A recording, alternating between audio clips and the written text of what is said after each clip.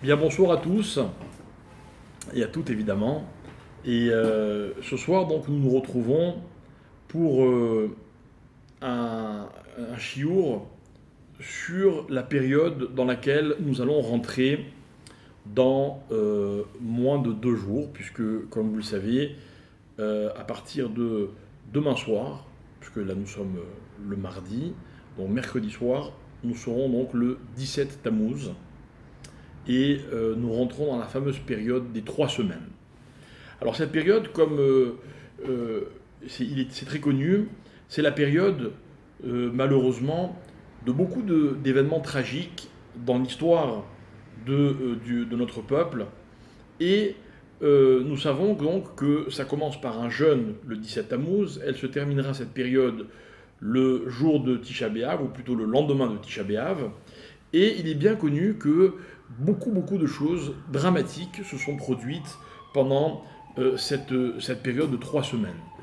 Aussi bien dans l'histoire la plus ancienne de notre peuple que dans, malheureusement, notre histoire beaucoup plus récente, comme par exemple pendant la Shoah. Mais on ne va pas revenir sur toutes les dates de tous ces événements tragiques. Je voudrais essayer d'expliquer justement comment tout cela a commencé et quelle est la leçon que nous pouvons tirer enfin l'une des leçons, si vous permettez, de cette période-là et de ces événements.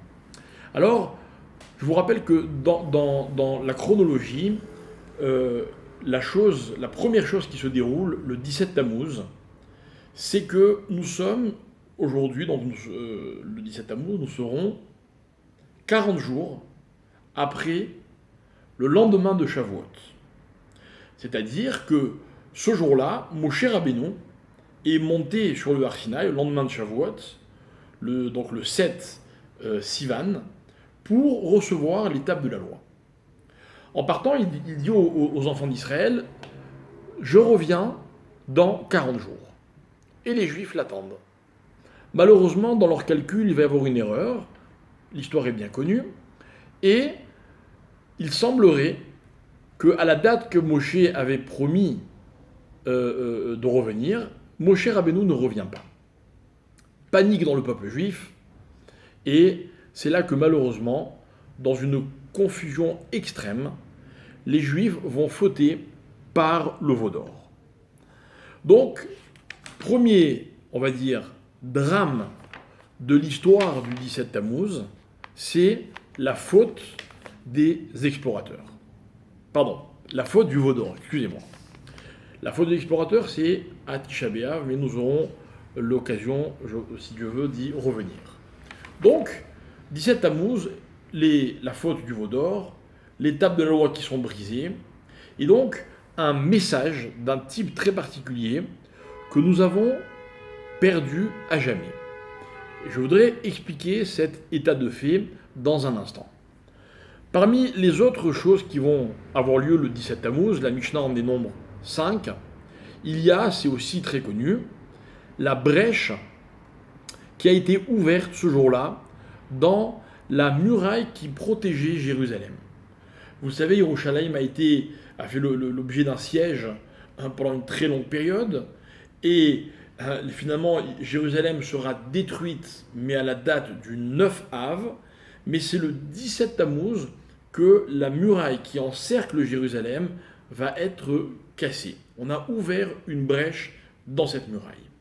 Ce qui est étrange, c'est que on se demande en quoi est-ce que fondamentalement le fait qu'il y ait une brèche dans la muraille représente une catastrophe. Ok, par la brèche, ils vont rentrer, et donc c'est le début de la fin. Mais c'était peut-être pas le jour où il s'est passé la chose la plus dramatique. Tout au long de ce siège qui a duré des années, des gens sont morts de faim, il y a eu un tas d'événements tragiques. Qu'est-ce qui a changé dans le fait que la muraille autour de Jérusalem a été, donc pour reprendre l'expression, ébréchée? Nous allons également essayer d'expliquer cette idée-là. Alors, il y a un thème bien connu sur lequel nous reviendrons également prochainement dans d'autres cours. Vous savez que le soir de Tisha B'Av, il y a un usage répandu dans toutes les communautés qui consiste à lire le livre de Écha, celui que l'on appelle en français les Lamentations. Ce livre de Écha raconte la tristesse, la peine de la destruction de Jérusalem. Et voilà qu'il est composé de plusieurs chapitres qui sont tous ordonnés de la façon suivante. Il y a d'abord les versets qui commencent par la lettre Aleph, puis les versets qui commencent par la lettre Bet. Donc dans certains chapitres, il n'y a qu'un seul verset de chaque lettre. Dans d'autres, il y en a plusieurs, peu importe. Et donc chaque fois, on a les versets Aleph, Bet, Gimel, Dalet, dans l'ordre, presque dans l'ordre. Il y a une anomalie qui revient, c'est que il y a deux lettres qui sont inversées. La lettre Aïn et la lettre P. Pour vous situer, le Aïn a comme valeur numérique le chiffre 70 et le P a comme valeur numérique le chiffre 80. Donc le Aïn se trouve avant le P. Mais voilà que l'auteur va interchanger et on va voir le verset qui commence par P avant le verset qui commence par Aïn. Nos maîtres se demandent pour quelle raison et ils vont répondre. Ils vont dire parce que en fait, le jour où les explorateurs, donc c'était le 9 Av, vont revenir de leur visite d'Israël, ils vont raconter avec leur bouche ce que leur œil n'a pas vu. Disons-le un petit peu différemment, j'espère que vous m'avez bien suivi. Leurs yeux ne va voir que ce que leur bouche avait décidé. C'est-à-dire qu'en fait, ils sont allés voir pour pouvoir raconter ce qu'ils avaient déjà prévu de raconter. En d'autres termes, la bouche passe avant les yeux. Alors que dans la logique, si on est honnête, les yeux sont censés passer avant la bouche. Je vois et je raconte. Je ne vais pas voir ce que j'ai d'abord décidé de raconter. Et il semblerait que les explorateurs ont commis cette erreur. Expliquons tout cela avec une seule et même idée. Le mois de Tammuz, donc mois dans lequel nous nous trouvons, vous le savez, chaque mois de l'année juive correspond à un certain nombre de symboles, qui sont aussi au nombre de 12. Parmi ces symboles, il y a les 12 tribus. Chaque mois correspond à une tribu. D'après un ordre, parce qu'il y a plusieurs ordres, évidemment, d'après celui qu'on appelle, pour les connaisseurs, le Seder Ad-Galim, le mois de Tammuz correspond au personnage de Réhouven, premier des 12 tribus. Et le mois de Av, qui suit juste après, correspond au personnage de Shimon, deuxième tribu. Mais, vous l'avez compris, Réhouven, c'est celui qui a été nommé sur la vue. Réhouven a dit sa mère, voyez, j'ai eu un fils. Et Shimron est nommé sur l'ouïe. Réhouven qui vient du mot lirot, voir, et Shimron qui vient du mot lishmoa, qui veut dire entendre. Donc, le mois de Tammuz correspond à Réhouven à la vue. Le mois de Av correspond à Shimon qui est l'écoute. Et nous sommes en train d'expliquer que finalement, la défaillance que nous allons payer très cher tout au long de notre histoire vient de l'inexactitude, on va dire, et de la vue et de l'ouïe. Alors quand je dis l'ouïe, ce qu'on entend dans la vie, l'écoute, c'est en fait ce qui va nous permettre de parler. Et donc, il y a un ordre. D'abord, on regarde, et après, on écoute. Tammuz vient avant le mois de Av. Mais en fait, il va y avoir ce qu'on va appeler un bilboul. C'est-à-dire que les choses vont être mélangées, il va y avoir une confusion. Et c'est cette confusion, mes chers amis, que je voudrais que l'on comprenne. Il est dit, dans la paracha de Yitro, au moment du don de la Torah, il est dit « V'chol ha'am ro'im et akolot ». Et tout le peuple a vu les sons. Bon, le verset est conjugué au présent, c'est-à-dire tout le peuple voit les sons. En fait, au moment du don de la Torah, les Juifs ont vu, et Rashi expliquera, comme pour préciser, Ro'im et nishma. Ils voyaient les sons, ce qui est normalement audible. Ce qui est audible par définition est en général quelque chose qui n'est pas visible. Comme d'ailleurs ce qui est visible n'est pas audible. On peut voir des choses qui émettent des sons, mais ce que je vois ne peut pas s'entendre. Ce que j'entends ne peut pas se voir. Il peut y avoir des très belles mélodies, mais je les trouve belles parce que je les entends, parce que je les écoute. Mais je ne peux pas les voir. Il y a Re'ia et il y a Shmiya. Mais au moment du don de la Torah, qu'est-ce qui se passe? Les Juifs voient les sons, ce qui est audible. Et la Mechita, donc le Midrash de la Mechita rajoute Veshomaim et Tanir'e. Ils n'ont pas seulement vu ce qui était audible, ils ont entendu ce qui était visible. Quelle est l'idée qui se cache derrière cette révélation tout à fait incroyable? Eh bien, c'est très simple. C'est qu'en fait, ils ont absorbé le message de la Torah avec tout leur sens. C'est-à-dire que les choses étaient tellement claires que le spectateur voyait et entendait et voyait les mêmes choses. Il y avait un son, le son était visible et audible. Il y avait quelque chose de réel, de concret, eh bien c'était audible et visible. C'est-à-dire qu'en fait, tous les sens de chaque juif qui était présent au mont Sinaï, au moment du don de la Torah, a pu percevoir les mêmes choses. C'est incroyable. Vous savez, ce qui crée bien souvent les débats, c'est que on entend les mêmes choses, mais on les comprend chacun différemment. Sur un même verset ou un même commentaire de la Torah, il peut y avoir toutes sortes d'avis. C'est normal, chacun perçoit de sa façon, à sa manière. Dire que l'on voyait ce qui était audible et que l'on entendait ce qui était visible, c'est-à-dire qu'en fait, on percevait tous la même chose, et chacun des sens de chaque personne percevait la même chose. Incroyable. Une clarté dans le message absolument inimaginable. Voilà, mes chers amis, le don de la Torah. Alors, Moshe Rabbeinu, après cet événement incroyable, monte sur le mont Sinaï pour recevoir les tables de la loi. Les tables de la loi, on les appelle les louchot. Voilà comment Dieu les désigne. Le mot, c'est louchot. Et sur les louchot, il va y avoir les dibrot. Dibrot, c'est les commandements, les paroles normalement. Dibour, dibrot. Mais normalement, dibrot, c'est un mot qui a été inventé. Normalement, c'est dibourim. En fait, les rabbins vont expliquer que, suivant le verset qui nous dit également que lorsque les mots des 10 commandements ont été écrits sur les tables de la loi, on pouvait les voir des deux côtés. Et en fait, la Guémara explique que, en fait, quand on voyait les tables de la loi, on voyait ce qui y était écrit, quel que soit l'angle duquel on voyait les tables de la loi.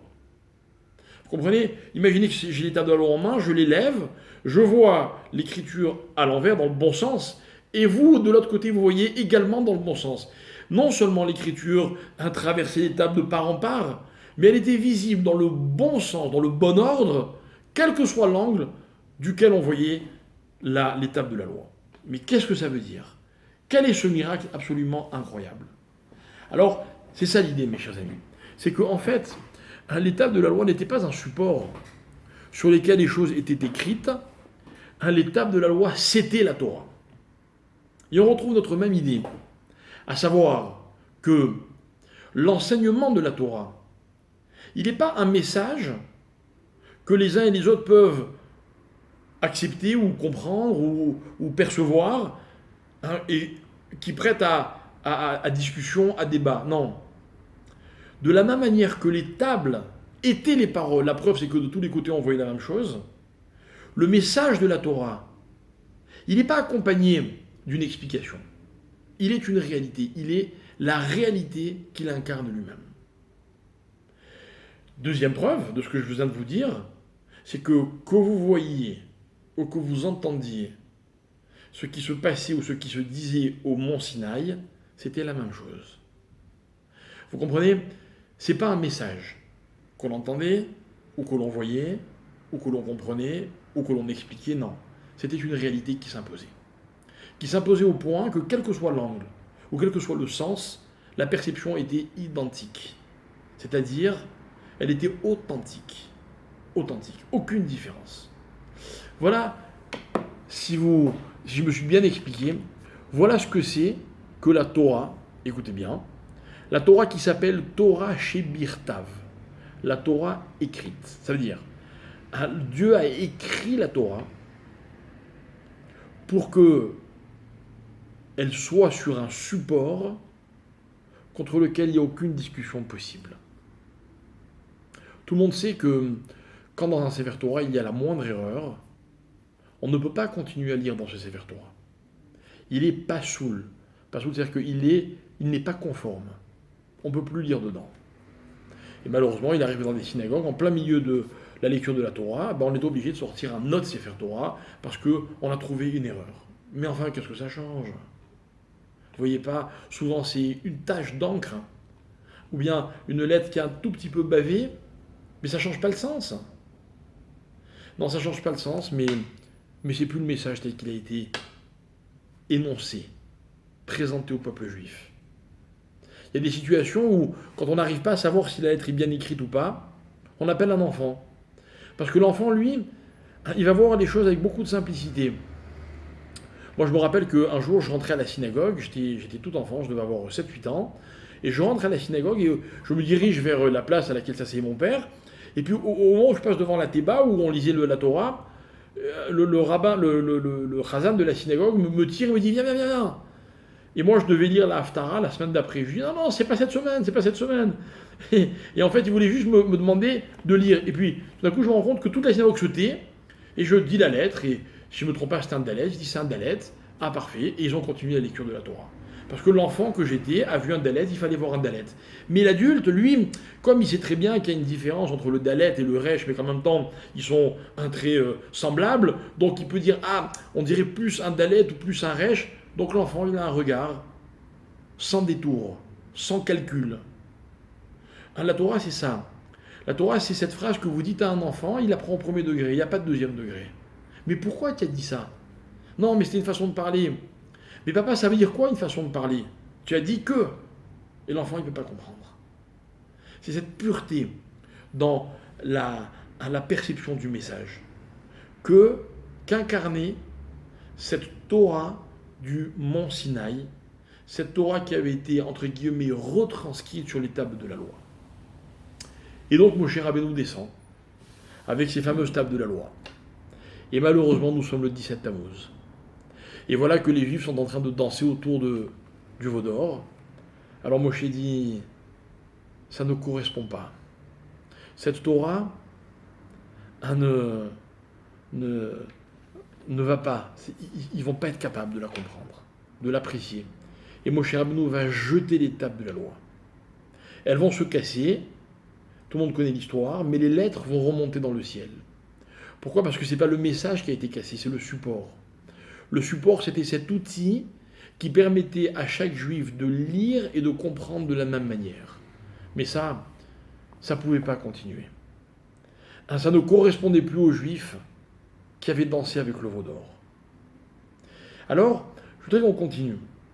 Je voudrais qu'on comprenne que dans la Torah, il y a une halakha qui est triste, mais qui en est une, qu'on appelle la halakha du divorce. La Torah nous dit que un homme qui est marié peut divorcer. Et on se rend compte que juste après le divorce, il est question de mariage. Notre maître explique qu'il fallait que les hommes et les femmes sachent qu'on peut divorcer, parce que sinon ils ne se seraient peut-être jamais mariés. Bon, c'est une idée qui vaut la peine d'être creusée peut-être une autre fois. Mais l'idée que je voulais soulever, c'est la suivante. La Torah explicite que pour qu'un divorce soit effectif, il faut ce qu'on appelle un get. Un get, c'est un document qui va permettre la fracture, la séparation définitive entre un homme et une femme. Définitive, sauf s'ils décident de se remarier, à condition qu'ils ne soient pas mariés entre-temps. Surtout la femme. Toujours est-il que ce guet-là répond à un certain nombre de critères qui sont extrêmement précis. Je vais vous en donner un. La Guémara explique que le guet doit être écrit en 12 lignes. 12 lignes. Shtem Esrei Shorot. Tosfot, commentateur du Moyen-Âge, va expliquer que la raison pour laquelle il faut 12 lignes, c'est parce que dans la Torah, il y a 5 livres. Maintenant, entre le premier et le deuxième livre, donc entre Bereshit et Shemot, puis entre Shemot et Vaïkra, puis entre Vaïkra et Bamidbar, il y a 3 espaces. Dans la Torah, vous verrez qu'entre chaque livre, il y a un espace de 4 lignes. 4 lignes d'espace, donc sans rien, fois 3 espaces, fois 3 espaces entre 4 livres, ça nous fait 12 lignes.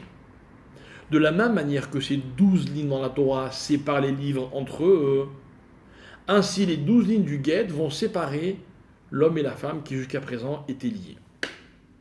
Pourquoi on a pris cet exemple ? C'est une question intéressante, mais l'idée je la trouve très belle.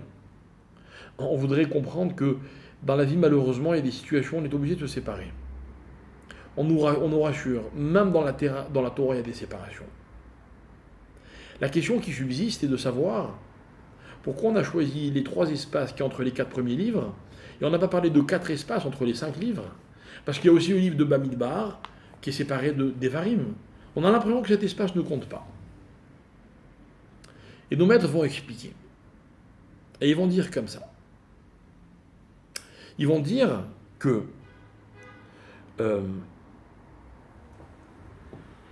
entre les 4 premiers livres, l'espace est une séparation. Le premier livre, c'est l'histoire des patriarches. Puis après, on passe au deuxième livre, qui est toute l'histoire de l'Égypte, puis de la sortie d'Égypte, qu'on appelle l'Exode, puis la construction du tabernacle. Puis le troisième livre, c'est celui de tous les sacrifices, le livre de la pureté. Et puis le 4e livre, c'est toute la traversée du désert avec tous les incidents qui vont s'y dérouler. Chacun est un sujet à part, qui mérite un livre différent. Donc, il faut des séparations. Vous savez, mes chers amis, pour que les choses dans la vie puissent être valorisées, la séparation est très importante. L'histoire d'un couple juif, c'est l'histoire de 2 personnes qui passent leur vie à se séparer et à se retrouver. Et vous savez, quand un couple doit se séparer, notamment pendant les 12 jours de la nidation, et bien finalement, quand le couple vit ensemble, enfin n'est pas séparé, bien c'est un compte à rebours, dans l'attente inexorable et redoutée de cette séparation qui arrive. Et quand le couple est séparé à cause de la nida, eh bien c'est l'attente. Donc on vit constamment en fonction de cette notion de séparation. Parce que la séparation est importante. Parce que si l'amour rapproche, la séparation inspire le respect. Toute la notion de respect repose sur la séparation, sur la distance. Donc chaque livre de la Torah, chaque sujet dans la vie doit être séparé. Vous avez tous des tiroirs dans vos maisons dans lesquels les choses sont rangées, ordonnées. Il y a des tiroirs dans lesquels on trouve les fourchettes d'un côté, puis les cuillères d'un autre, et puis après les couteaux, et puis les petites cuillères. C'est important. Puis vous avez une armoire pour vos chemises, et puis une autre pour vos pantalons, et une autre pour vos chaussettes. Et puis vous avez la vaisselle d'un côté, puis les livres de Torah d'un autre, puis tout est rangé, il y a des séparations. Et puis quand vous rentrez chez vous, vous fermez la porte pour être séparé de ce qui se passe dehors. Et puis vos enfants, quand vous les mettez au lit, vous fermez la porte. Ou en tout cas, il y a une porte que vous fermez à un certain moment. Dans votre chambre à coucher, vous voulez préserver une certaine intimité, vous fermez votre porte. C'est important de fermer les portes. La séparation est importante. Bien souvent, les gens se plaignent quand on les invite dans des soirées, dans des mariages religieux. Eh bien, on les met face à une séparation. Oh, scandale! Eh oui. nous sommes pour la séparation. Parce que la séparation inspire le respect. Parce qu'il n'y a pas plus irrespectueux que le mélange. Et la séparation, mes chers amis, elle est souvent en fonction d'une circonstance ou d'un moment. Donc elle valorise chacun des éléments qui sont séparés. Le mélange, c'est quand on ne respecte pas ces temps de séparation ou ces circonstances de séparation. Allez raconter une bonne blague à quelqu'un qui vit un drame, il vous en voudra. Allez raconter votre drame à celui qui vit une grande joie, il ne va pas vous comprendre non plus. Parce que le discernement, c'est la séparation, c'est très important. C'est la structure mentale et intellectuelle de chaque personne. Un enfant, il ne sait pas quand il peut faire des bêtises et quand il doit se tenir à carreau. Il ne sait pas faire la différence. On attend d'un adulte qui sache faire la différence. Donc dans la Torah, il y a des séparations. C'est 3 lignes à chaque fois. 4 lignes. 4 fois 3. Alors un homme et une femme se séparent sur cette idée de la séparation. Voilà, malheureusement, ça n'a pas été possible. Donc il faut qu'on se sépare. Mais pourquoi pas le 5e livre? Et nos maîtres vont expliquer. Et ils vont dire comme ça, que les 3 premiers livres sont séparés parce que chacun de ces espaces est ce qu'on appelle un Efsek Shel Kiritut, c'est-à-dire une distance de séparation, mais entre le 4e et le 5e livre, c'est une autre histoire. C'est quoi la différence? C'est que dans le 5e livre, vous noterez que c'est Moshe Rabbeinu qui parle. Elea Devarim Asher Diber Moshe. Et on a tout le livre de Devarim, le 5e livre. Le 5e livre, c'est un énorme discours que Moshe récite à l'approche de sa mort. Et nos maîtres vont expliquer qu'en fait, ce livre dans lequel Moshe nous parle, écoutez bien, va être le prélude de ce qu'on va appeler bien plus tard Torah chez Baal Pé, la Torah orale. Réfléchissons 2 minutes. Comment est-il possible de rajouter une Torah orale à ce qui a été écrit par Dieu? Mais pour qui se prennent les hommes? Pour rajouter, pour commenter, pour expliquer? Non, c'est possible. C'est possible parce que Moshe l'a fait. Moshe, celui qui avait reçu la Torah du mont Sinaï de Dieu lui-même, s'est octroyé le droit de rajouter et de donner son propre message. On apprend de là une chose, c'est que les 4 livres sont un concept avec des séparations, des compartimentations bien réglementées. Et le 5e livre, c'est celui qui va être le trait d'union entre la Torah, j'ai envie de dire, de Dieu, et la Torah des hommes, comprenons-nous bien. Entre la Torah, qui est la réalité, immuable, imperceptible de la même manière par chacun des hommes, et la perception, l'interprétation de chaque homme. Vous comprenez? On peut discuter de tout, vous et moi. Mais si c'est écrit dans la Torah, on ne peut plus discuter. Il y a combien de dieux? Imaginez quelqu'un vienne et dise, moi j'en ai vu, je crois qu'il y en a un peu plus que un. Je lui dirais, c'est pas possible, il y a marqué Hachem, Elokeinu, Hachem, Echad. C'est marqué noir sur blanc. Si un jour quelqu'un va me dire, est-ce que moi je suis obligé de respecter mes parents, mais pourtant ils m'ont fait ceci ou ils sont comme cela, je lui dirais, mais il y a marqué dans la Torah, tu honoreras ton père et ta mère, il n'y a pas marqué s'ils sont intelligents, sympas, beaux, jeunes, riches ou généreux. Vous comprenez? Ce qui est écrit est immuable, indiscutable. Et donc, l'espace qui a été ouvert aux hommes pour qu'ils puissent justement discuter, pour qu'ils puissent justement interpréter la Torah, évidemment dans une recherche du émet de la vérité, c'est grâce à ce 5e livre de la Torah, qui a été, j'ai envie de dire, récité par Moshe Rabbeinu. Ça veut dire qu'en fait, on a là, après la Torah immuable, telle qu'on l'a expliqué tout à l'heure, qui n'est compréhensible que d'une seule manière, il y a la Torah chez Baal Pi. Il y a la Torah orale, qui vient de la bouche.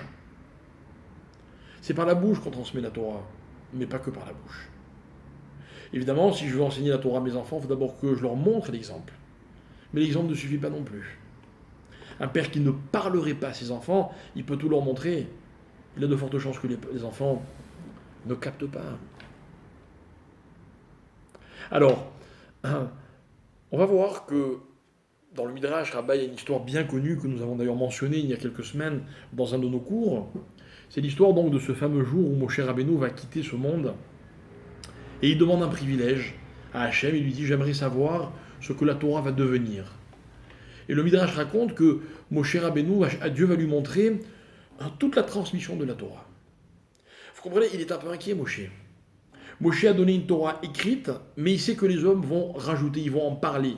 Donc il aimerait savoir comment elle va être transmise. Et les Rabbins vont nous expliquer que Moshe Rabbeinu va assister à tous les cours de Torah qui vont être donnés d'après la Gemara, les cours de Torah donnés en Eretz Israël, d'après d'autres, c'est tous les cours de Torah de l'histoire.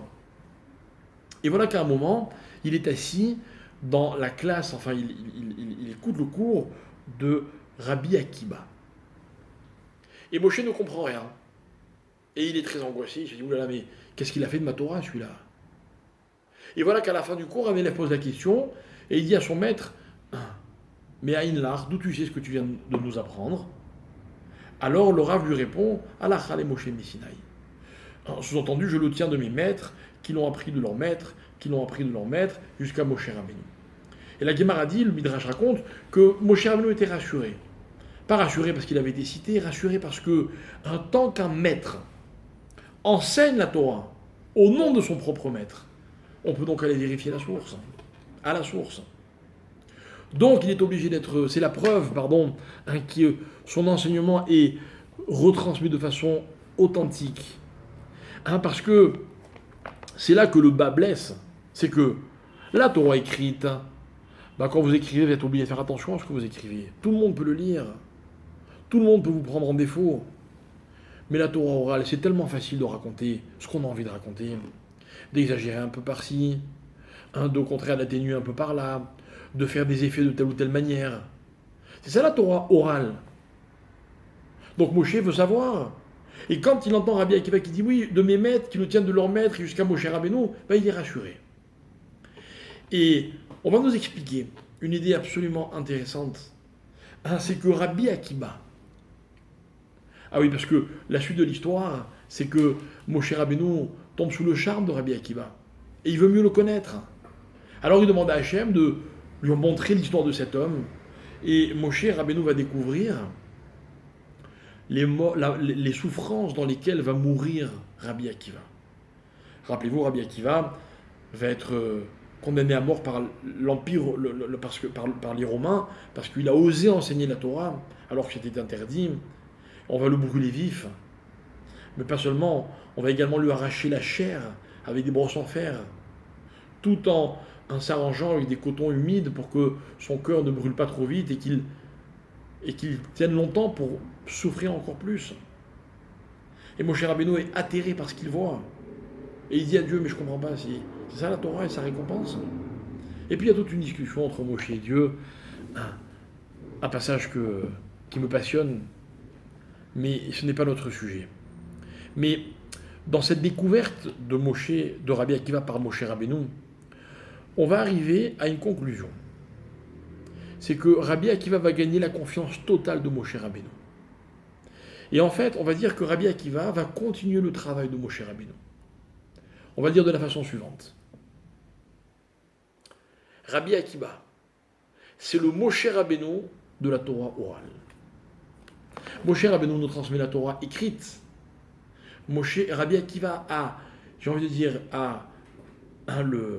le statut qu'aurait eu Moshe s'il avait vécu à l'époque de Torah chez Balpé, de la Torah écrite. Mais en même temps, ce pouvoir, c'est Moshe qui lui a donné, à travers le 5e livre, dans lequel c'est Moshe qui parle. Et qui est Rabbi Akiva? On raconte que il y a ce qu'on appelle un pardès. Le pardès, c'est le jardin caché de la Torah. Jardin caché de la Torah.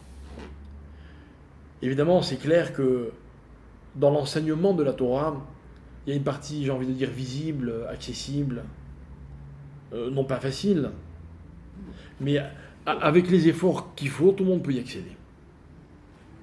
Avec la patience aussi. Des fois, on est un petit peu impatient. Mais il y a un côté de la Torah que pas tout le monde ne peut pénétrer. Et quand on va au fond des choses, eh bien, ça s'appelle rentrer dans le pardès. Et voilà que nous raconte la Guémara, 4 hommes ont pénétré ce pardès. Ben Azaï, Ben Zoma, Elisha ben Abouya et Rabbi Akiba. Et voilà que sur ces 4 hommes, il y en a 3, un qui vont sortir à temps. Le premier va mourir, le deuxième va devenir fou, le troisième va tout rejeter en bloc. Et le seul qui sort indemne, c'est Rabbi Akiba. Rabbi Akiba, Nichnas Beshalom, Veyatsa Beshalom. Et pourquoi? Pour la raison qu'on vient d'expliquer. C'est parce que Rabbi Akiba a été capable de comprendre la Torah telle qu'elle était. Donc, on peut lui attribuer le privilège de donner accès aux hommes à la Torah enseignée par les hommes. J'ai envie de dire, mes chers amis, que si aujourd'hui j'ai le privilège, moi, de pouvoir, à mon niveau, enseigner un peu de Torah, c'est grâce à Rabbi Akiba. Parce que lui, il avait tellement bien comprise et transmise qu'il a donné aux hommes ce pouvoir, et de transmettre et de comprendre. Comme d'ailleurs, sans Moshe Rabbeinu, on n'aurait jamais pu comprendre, accéder à la Torah écrite. Voilà l'idée. C'est que ces hommes, chacun à son tour, vont nous donner une Torah authentique, malgré tous les pièges qu'il y avait en chemin. La Torah écrite, beaucoup auraient pu dire « Ah non, mais c'est un livre, je comprends rien. Je ne comprends rien. » Mais combien de questions on a sur le livre de la Torah? Pour ne citer qu'un seul exemple, l'ordre n'est pas respecté, on rencontre une histoire, puis une autre, puis la fin de la première, avant d'en viendra. En mukdam ou meuchar batorah. Dans le récit de la Torah, il n'y a pas d'ordre, on ne suit pas l'ordre chronologique. Allez comprendre. Allez déchiffrer. On me parle de la Torah en quelques mots. En quelques mots. Et ce sont des océans de halachot. Mais comment est-ce possible? Parce que Moshe Rabbeinu. Parce qu'il a été ce trait d'union. Parce que entre les 4 premiers livres et celui dans lequel Moshe Rabbeinu parle, il n'y a pas un espace de séparation. Il y a au contraire un trait d'union. Donc les vrais espaces, c'est que 12 lettres, 12 lignes, pardon. Donc c'est le guet, c'était juste l'image que je voulais qu'on comprenne. Mais en fait, l'idée profonde, c'est quoi? C'est que il y a, dans la démarche de celui qui veut comprendre, une condition sine qua non. C'est de comprendre à la perfection ce qui lui est présenté. La Guémara regorge de discussions qui sont basées sur ce qu'un jour un maître a dit. Les élèves de tel maître disent « Rabbi, notre maître disait ceci », et les autres disaient pas du tout, ils disaient cela. Le contraire. Qui a raison? Ah oui, la Guémara va nous dire « Rassurez-vous, tout le monde a raison. » Mais en vérité, il n'y a pas un problème dans l'écoute. Est-ce que si on avait mieux écouté, ou peut-être que si les hommes avaient mieux parlé, alors on aurait mieux compris? Qui suis-je pour poser cette question? Mais c'est à moi que je la pose. Est-ce que quand j'écoute, quand j'entends, est-ce que je peux dire, prétendre avoir écouté et entendu comme il fallait entendre? Je vais poser la question un peu différemment. Quand vous me parlez, est-ce que je comprends et j'écoute ce que vous voulez me dire ou ce que je veux comprendre? Et voilà. Et voilà la source de tant de conflits, de tant de disputes, de tant de désaccords. Et combien de temps on passe dans notre vie à dire « mais c'est pas ça que j'ai voulu dire, mais tu m'as mal compris ou je me suis mal expliqué ». Mais c'est la vérité. Comme si on avait galvaudé la parole et encore plus l'écoute. Et sincèrement, mes chers amis, même entre amis, entre couples, entre qui vous voulez, la plupart des différends qui nous opposent viennent de ce que la qualité d'écoute n'est pas à la hauteur. Alors les Khamim ont donné une image magnifique. Ils ont dit, ils ont fait passer leur bouche avant leurs yeux. quand tu vas voir quelque chose, apprends à voir et à te taire. C'est les yeux qui passent en premier. Un peu comme dans une discussion, pour me répondre à ce que je dis, il va d'abord ouvrir les oreilles. Moi je dis souvent, c'est pas méchant, hein, c'est un peu une plaisanterie, mais les gens vous écoutent plus avec la bouche qu'avec les oreilles. C'est-à-dire que quand on leur parle, normalement ils sont censés fermer la bouche et ouvrir les oreilles, on a l'impression qu'ils ferment les oreilles et qu'ils ouvrent la bouche. En d'autres termes, ils veulent parler avant d'avoir écouté. C'est pas des discussions. Hein, c'est pas des compréhensions. En tout cas, dans la Torah, c'est pas possible. Combien de fois il m'est arrivé d'entendre ce genre d'argument. Ah, mais moi je suis pas d'accord. Ah, mais pourquoi la Torah dit ceci? Ah, mais hein, ça c'est des bêtises. Ça c'est pas important. Comme si les hommes avaient tout écouté, tout entendu. Du début jusqu'à la fin de l'enseignement. Mais mes chers amis, la Torah, c'est l'histoire d'un cours qui ne termine jamais. Comment voulez-vous poser une question alors qu'on est encore au milieu? Vous ne me croyez pas? Essayez, faites l'expérience. Plongez-vous dans l'étude de la Torah. Et vous remarquerez que tant que vous n'avez pas fini un livre, vous êtes encore au début, même à l'avant-dernière page. Et que dès que vous avez terminé un livre, en fait, c'était le début de celui qui suit. Et puis ça se termine jamais parce qu'en fait, on n'a jamais terminé d'écouter. Maintenant, c'est vrai, on est limité par nos capacités, par nos facultés. C'est vrai que les Juifs du Mont Sinaï ont eu une chance incroyable. Ils ont vu ce qu'ils entendaient, entendu ce qu'ils voyaient. C'est unique dans l'histoire. On va même nous dire d'ailleurs que Dieu n'a dit qu'un seul mot, ou deux d'après les versions, mais que dans ces mots-là, il y avait tout. C'est-à-dire qu'ils n'ont pas eu besoin d'attendre la fin du discours pour comprendre. En un mot, ils avaient tout compris. Bon, mais ça c'est quand Dieu parle, en personne. Pas quand les hommes nous parlent, pas possible. Encore moins quand on lit ce qui est écrit. Mais ça veut dire que écouter, c'est un effort. Un effort que la Torah notamment exige à celui qui veut comprendre, à celui qui veut savoir. Alors, on avait parlé de ce deuxième événement. On avait dit que la muraille avait été ébréchée. Et il y a encore un autre point intéressant, c'est que le 17 Tammuz, et peu importe les années, parce qu'il y a eu des années de siège qui ont duré un certain temps, puis après il y a eu un tas d'événements, puis après il y a eu la brèche, puis après, longtemps après, ils sont rentrés dans Jérusalem. Mais pendant ce temps-là, à un moment, on a manqué de bétail pour amener les sacrifices dans le Beth Amikdash. Et regardez ce qui s'est passé. C'était le 17 Tammuz. Il y avait un sacrifice qu'on appelait le Korban Tamid, le sacrifice quotidien. Tamid, ça veut aussi dire tout le temps en hébreu. Un sacrifice qu'on amenait tous les matins et tous les après-midi.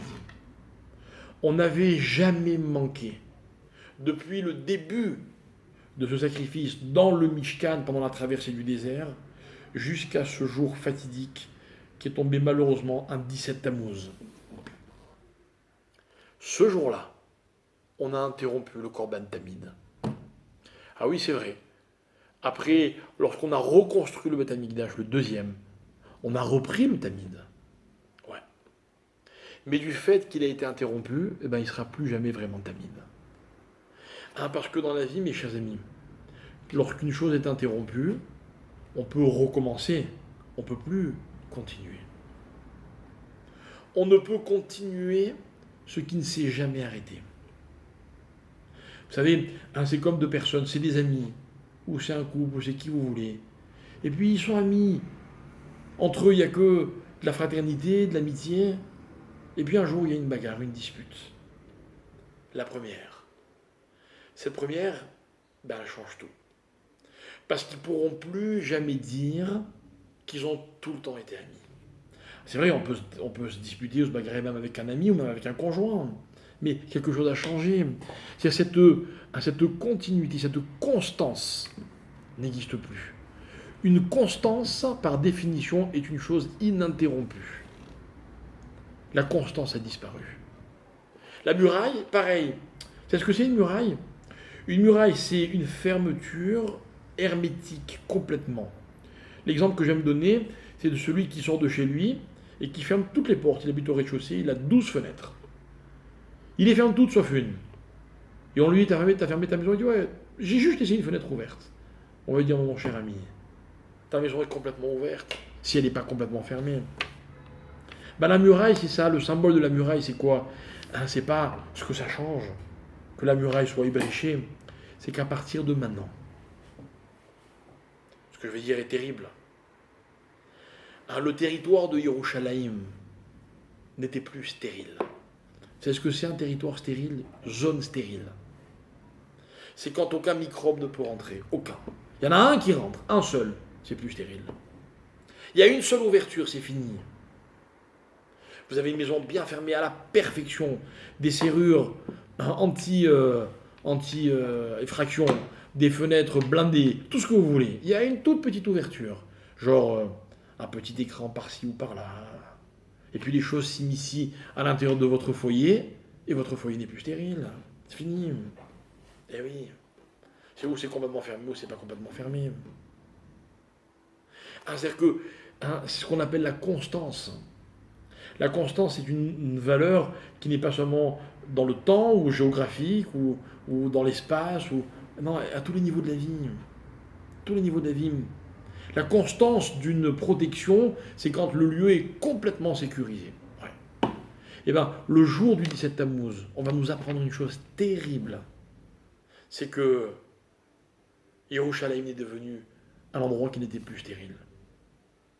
Et moi, j'habite à Jérusalem. Il y a tellement de choses qui n'appartiennent pas à Jérusalem. Mais vous savez, moi j'habite Jérusalem, peut-être que vous non, mais c'est pas grave. Parce que Jérusalem habite en vous, en chacun d'entre nous. On prie tous vers Jérusalem. On souhaite tous la reconstruction de Jérusalem. Mais est-ce que Jérusalem est un lieu stérile? Est-ce que c'est une zone protégée ou pas? Voilà la question. Depuis le 17 Tammuz, c'est plus le cas. Alors j'aimerais dire que dans le même ordre d'idées, comprendre quelqu'un nécessite une écoute constante. Constante. Vous savez, je suis l'élève de quelqu'un si je l'écoute tout le temps. Tout le temps. Vous ne pouvez pas choisir d'avoir un rave quand ça vous arrange. Puis là, je prends tel halakha. Moi, j'aime bien quand des fois on me dit, vous savez, Rav Ovadia Yosef, il permet. Ah ouais? Mais si vous savez tout ce qu'il interdit à Rav Ovadia Yosef, et si vous voulez que ce soit votre rave, j'ai aucun problème. Je vous cite Rav Ovadia Yosef à la vache comme j'aurais pu citer n'importe qui. Mais on ne prend pas d'un rave qui nous arrange. On ne peut pas. On ne peut pas dire je suis marocain pour ceci, ashkénaze pour cela, ou tunisien quand ça m'arrange, enfin genre tout le temps quoi, mais bref. On ne peut pas dire non, c'est où on est constant, on l'est pas. Je suis pas fils de mon père quand il dit des choses qui me plaisent. Je suis pas l'épouse de ma femme que quand ça m'intéresse. Je suis pas le père de mes enfants que quand j'ai un intérêt. C'est ça l'écoute. Je m'excuse si vous entendez ma phrase maintenant, mais que vous avez sauté une partie dans le cours, n'allez pas raconter que vous avez écouté un cours. Dites non, j'ai chopé quelques phrases. Quand un rave parle, si on ne comprend pas tout ce qu'il dit, est-ce qu'on peut parler en son nom? Moi, un jour, j'ai demandé à mon rave, je lui ai dit, rave, comment je fais? Ne pas vous citer, c'est impossible. Mais vous citer, c'est prétentieux. Il m'a dit, t'as raison. J'ai adoré sa franchise. Il m'a dit, t'as raison. Tu peux dire aux gens que t'as écouté mes cours. Mais ne dis pas que ce que tu dis, c'est exactement ce que j'ai dit. Et non seulement je n'aurai pas cette prétention, je n'ai pas son autorisation, mais quel que soit le niveau que j'atteindrai un jour dans ma vie, ce que je dis ne sera jamais exactement ce que mon maître a voulu dire. D'ailleurs, un jour, mes élèves diront autre chose que ce que moi j'ai enseigné. Mais ça passe d'abord par l'écoute. Dans notre tradition, un maître s'appelle Talmid Racham, l'élève sage. Tant qu'il écoute, tant qu'il est élève, alors il est sage. La constance dans l'écoute. Je voulais qu'on comprenne que les tables de la loi qui ont été brisées le 17 Tammuz, c'est pas juste un objet qui a disparu. C'est pas juste une expérience qui se terminait. Non. C'est une constance qui a été interrompue. Les choses ne sont plus jamais les mêmes. Eh oui. Si vous écoutez un cours, encore une fois, excusez-moi de prendre cet exemple, vous pouvez reprendre au milieu. Ce ne sera plus jamais le même cours. Il a été interrompu.